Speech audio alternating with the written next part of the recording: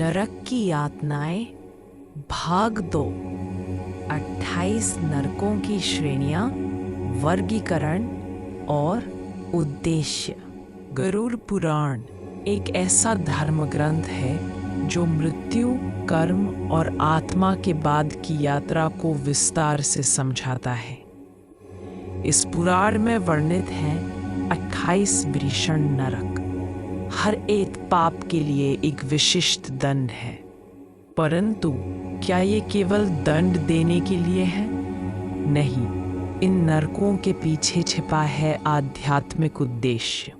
ये नरक आत्मा को उसकी ही चेतना का प्रतिबिंब दिखाते हैं, जहाँ पाप, पश्चाताप और पुनः शुद्धि एक साथ घटते हैं। नरकों के 4 श्रेणियां हैं। गरुड़ पुराण के अनुसार नरकों को हम 4 मुख्य वर्गों में बांट सकते हैं। नैतिक पापों के नरक, जैसे चोरी, झूठ, व्यभिचार, विश्वासघात। धार्मिक पापों के नरक, जैसे ब्रह्म हत्या, गुरु का अपमान, पाखंड। पारिवारिक और सामाजिक पापों के नरक, माता पिता का अपमान, स्त्री या संत का अपमान। अत्याचार और अधर्म के नरक, पशु हत्या, दुष्ट शासन, निर्दोषों पर अत्याचार। हर श्रेणी का नरक एक अलग चेतना को झकझोरने के लिए बनाया गया है। अब आइए एक एक करके जानते हैं उन 28 नरकों की पूरी जानकारी। ये रहे वो 28 नरक। तमिस्र, रौरव, महारौरव, कालसूत्र, असिपत्रवन, शूलप्रोत, अंधकूप, कुंभीपाक, संजीवन, तप्तसूर्मी, वज्रकंटक शालमली, लोहा शंकु, राक्षस भोजन, अवीची, अंधतम, कृमिकोटि, वेताली, प्रभंजन, लाल भोजन, वैतरणी, सूकरमुख, संदंश, सर्प भोजन। पाप, हर नरक के नाम में ही उसकी पीड़ा छिपी है। हर नरक के लिए नाम पाप का कारण, यातना पर प्रभाव कैसा होगा। 1. तमिस्र नरक। पाप, किसी का धन, पत्नी, संपत्ति बलपूर्वक हड़पना। आत्मा को अंधकार में घसीटते हुए मारा जाता है। चेतना पूर्ण भ्रमित और डर से भर जाती है। कोई दिशा, प्रकाश, आशा नहीं होती। 2. अंधतमिस्र नरक। जीवन साथी को धोखा देना, विवाह में विश्वासघात। यातना, आंखों पर पट्टी बांध दी जाती है। आत्मा को बार बार भ्रम में डालकर पीटा जाता है। दर्द और अज्ञानता से आत्मा पागलपन की अवस्था में पहुंचती है। 3. रौरव नरक। पाप, निर्दोषों पर अत्याचार, निर्दयता। यातना, आत्मा को रौरव नामक भयंकर जीवों द्वारा नोचा जाता है। हर चीत्कार को अनसुना किया जाता है। आत्मा भय और पीड़ा से टूट जाती है। 4. महारौरव नरक। पाप, धर्म का दिखावा कर दूसरों को धोखा देना। यातना, नरक की अग्नि में बार बार जलाया जाता है। चेतना, जलते हुए पापों की स्मृति में बार बार झुलसती है। शरीर नहीं, आत्मा चीखती है। 5. कालसूत्र नरक। पाप, माता पिता का अपमान, सेवा न करना। यातना, आत्मा को तपते हुए तांबे पर दौड़ाया जाता है। सूरज की गर्मी चेतना को जलाती है। शे, असिपत्रवन नरक।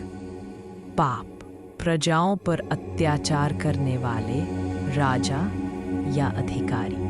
आत्मा को तलवार जैसे पत्तों वाले वृक्षों के जंगल में फेंका जाता है। हर पत्ता एक घाव बनाता है, चेतना रक्त रंजित हो जाती है। 7 शूल प्रोत नरक। पाप, शारीरिक हिंसा, अनावश्यक हत्या।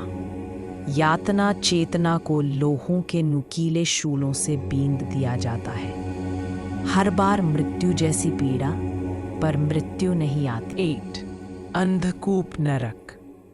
पाप, जीवन भर ईर्ष्या, द्वेष और दूसरों की बर्बादी में आनंद लेना। यातना को एक गहरे काले कुएं में गिरा दिया जाता है। वहाँ विषैले जीव, नाग, बिच्छू, गिरगिट, कीड़े उसे काटते हैं। हर क्षण ना कोई मदद, ना कोई आवाज। चेतना को अपने भीतर की जलन, ईर्ष्या और अकेलेपन का प्रतिबिंब दिखता है। 9 कुंभीपाक नरक। ब्राह्मण, संत या निरपराध जीव की हत्या। यातना, आत्मा को उबलते हुए तेल से भरे बड़े बर्तन कुंभ में डुबोया जाता है। एक एक अंग गलता है, लेकिन मृत्यु नहीं आती। चेतना पश्चाताप से भरकर क्षमा मांगती है, लेकिन कोई सुनता नहीं। यही नरक अत्यंत क्रूर कहा गया है। संजीवन नरक। पाप, बार बार झूठ बोलकर दूसरों को विनाश की ओर ले जाना। यातना, आत्मा को बार बार मारा जाता है और फिर जीवित किया जाता है। हर बार एक नई पीड़ा, जलाकर, काटकर, डुबोकर। चेतना में बार बार सच्चाई और झूठ के द्वंद्व चलते हैं। हर झूठ उसे एक नया मरण देता है। 11 स्त्री या पुरुष के शरीर का अपमान, बलात्कार, वासना का अतिरेक। यातना, आत्मा को जलते लोहे की पत्तियों से ढका जाता है। हर स्पर्श शरीर और मन को छिल देता है। चेतना अपनी ही वासना से घबरा उठती है। 12 वज्रकंटक शाल्मली नरक। पाप, स्त्री उत्पीड़न, कन्या भ्रूण हत्या, स्त्री की अस्मिता का हनन। यातना, आत्मा को कांटों से भरे एक वृक्ष पर टांग दिया जाता है। वो वृक्ष हर सांस के साथ नुकीले वज्र कांटे बनता है। चेतना को माँ, बहन, पुत्री की पीड़ा का एहसास कराया जाता है। 13 शाल्मली नरक। पाप, वर्जित संबंध, विवाहेतर शारीरिक संबंध, धोखा। आत्मा को एक पेड़ पर उल्टा लटकाया जाता है। नीचे से अग्नि की लपटें शरीर को जला रही होती हैं। चेतना पश्चाताप में जलती है, लेकिन सच्चाई अब दूर हो चुकी होती है। 14 लोह शंकु नरक। पाप, समाज को भ्रमित करना, अधर्म का प्रचार करना। यातना, आत्मा को गर्म लोहे के शूलों पर चलने के लिए मजबूर किया जाता है। हर कदम पर चेतना को अपनी प्रवृत्तियों के परिणाम समझ में आते हैं। वो रास्ता अंतहीन होता है, लेकिन हर मोड़ पर एक नया बोध होता है। 15 राक्षस भोजन नरक। पाप, निर्दोषों को मारकर खाना, बलि देना, मांस के लिए पशुओं की हत्या। यातना, आत्मा को भयानक राक्षसों के सामने फेंका जाता है। वे उसे नोच नोच कर खाते हैं, जीते जी उसका भक्षण होता है। चेतना हर बार उसी पीड़ा को महसूस करती है जो उसने दूसरों को दी थी। खाना खुद भोजन बन जाता है। यही इस नरक का संदेश है। 16 शूल प्रोत नरक। पाप, तीखे हथियारों से दूसरों को यातना देना, निर्ममता से वध। यातना, आत्मा के शरीर में नुकीले लोहे के शूल गाड़े जाते हैं। एक एक नस और अंग पर सुइयां चुभाई जाती है। चेतना उसी संवेदना से गुजरती है जैसे उसने दिया था। हर दर्द उसकी आत्मा के भीतर अंकित हो जाता है। 17 दंड शोक नरक। पाप, दूसरों की संपत्ति, स्त्री, घर या अधिकार हड़पना।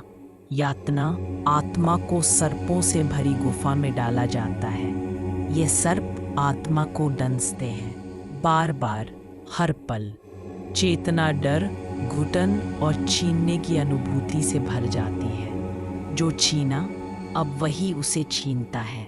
शाश्वत न्याय होता है। 18 नरक। पाप, घोर पाप जैसे गुरु की हत्या, आत्महत्या, देवद्रोह। यातना सबसे भयावह नरक माना गया है। आत्मा को अग्नि की नदी में डाला जाता है जहाँ कोई किनारा नहीं। अग्नि की लहरें बार बार आत्मा को निगलती हैं। चेतना को बार बार उसी क्षण में फंसाया जाता है जहाँ उसने पाप किया था। यह नरक अंतहीन पीड़ा का प्रतीक है। 19. अंधतम नरक। पाप आत्मा को पूर्ण अंधकार में बंद कर दिया जाता है। न कोई आवाज, न कोई प्रकाश। चेतना धीरे धीरे पागलपन में उतरती है। ऐसा लगता है जैसे समय ही समाप्त हो गया हो। 20. कृमिकोटि नरक। पाप, अन्य जल भूमि को अपवित्र करना, विष फैलाना। आत्मा को कीड़ों की लाखों बस्तियों में फेंका जाता है।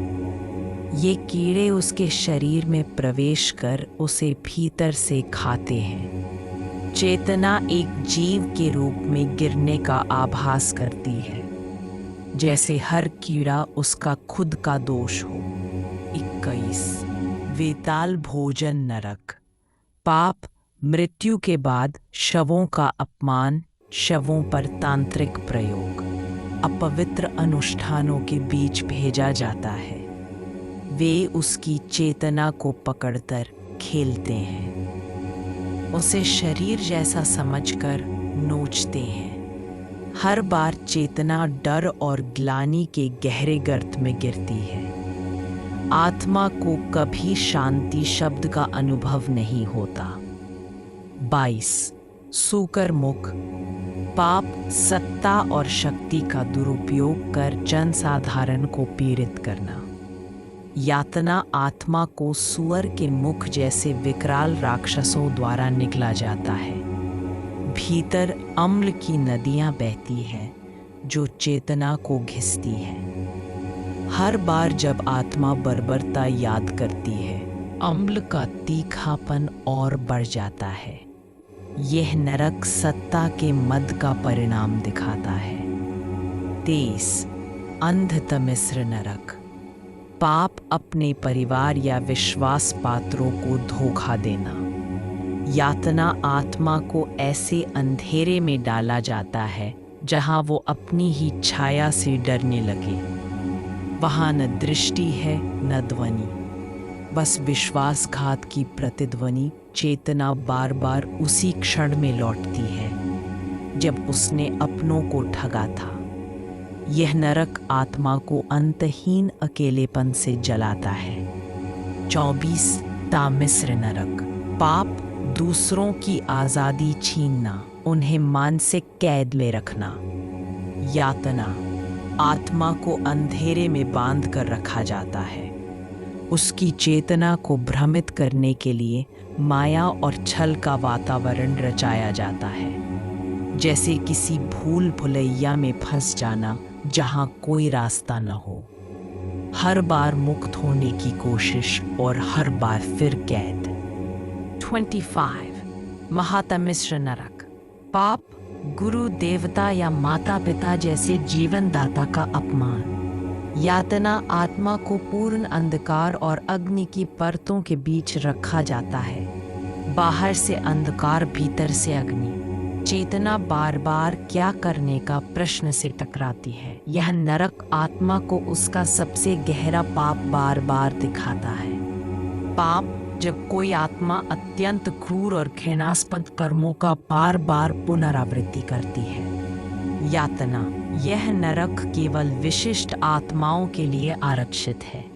इसमें आत्मा को उसके सभी जन्मों के पाप एक साथ दिखाए जाते हैं। चेतना को हर जन्म की गलती के साथ बांधा जाता है। ऐसा लगता है जैसे समय की सभी पीड़ाएं एक साथ हो गई हो। 27. परिशोष नरक। पाप, दूसरों को जलाने की इच्छा, जलन, कटुवानी। आत्मा को जल के बिना तपते हुए रेगिस्तान में फेंका जाता है। हर सांस धूल और अग्नि से जलती है। होठ फटते हैं, आंखें सूखती हैं, लेकिन मृत्यु नहीं आती। चेतना हर उस शब्द को सुनती है जिससे उसने किसी को जलाया था। 28 काल सूत्र नरक। पाप, समस्त उच्च स्तरीय पाप, आत्मा, धर्म, करुणा और सत्य से पूरी तरह विमुख हो जाए। यातना, यह सबसे सूक्ष्म और भयानक नरक है। आत्मा को एक सूक्ष्म लौह सूत्र धातु के महीन धागे से बांधा जाता है। यह सूत्र चेतना को बार बार जलाता है, लेकिन बार कुछ नहीं दिखता। आत्मा एक भ्रम में फंस जाती है। क्या मैं जीवित हूँ या मृत? यह नरक, काल और कर्म का अंतिम न्याय है। यदि आपको ये दिव्य कथा ज्ञानवर्धक और भावनात्मक लगी हो तो कृपया हमारे चैनल रॉयल भक्ति गुरु को सब्सक्राइब करना न भूलें। हम हर दिन लाते हैं शास्त्रों से जुड़ी ऐसी ही दिव्य कहानियां। प्रेम से बोलो यमराज भगवान की जय। जय सनातन धर्म। भगवान आप सभी का कल्याण करे। और हाँ, कमेंट में भगवान यम जरूर लिखें। मिलते हैं रॉयल भक्ति गुरु के अगली भक्ति कहानी में। कहानी अच्छी लगी तो कहानी को लाइक, कमेंट और शेयर करें, और चैनल पर नए हैं तो चैनल को सब्सक्राइब करें और बेल आइकॉन को जरूर प्रेस करें, जिससे कि हमारे आने वाले हर नई कहानी का नोटिफिकेशन आपको मिलता रहे। वीडियो देखने के लिए आप सभी का बहुत बहुत धन्यवाद।